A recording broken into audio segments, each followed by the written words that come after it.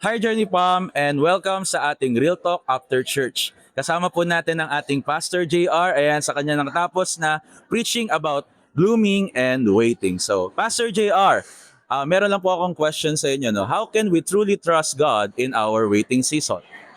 Ayan, for me kasi yung waiting season talaga, isa sa pinakamahirap gawin, especially sa ating mga Kristiyano. Kasi we are always waiting for a instant answer, gusto natin instant success, gusto natin instant yung mga bagay-bagay. So, for us to truly trust God on that season talaga is just to rely on Him, be dependent on Him na whatever is happening, Lord, I will depend on you. I will always inquire to you.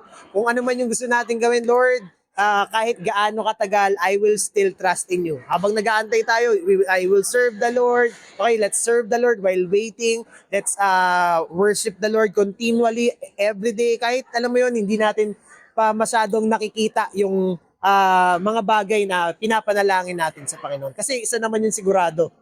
One thing is for sure, na pag sinabi ni Lord, siguradong mangyayari. So, ayun, na patuloy tayong maglingkod sa Kanya, patuloy tayong magpuri sa Kanya on this season na tayo ay naghihintay doon sa mga pangako ng Diyos sa buhay.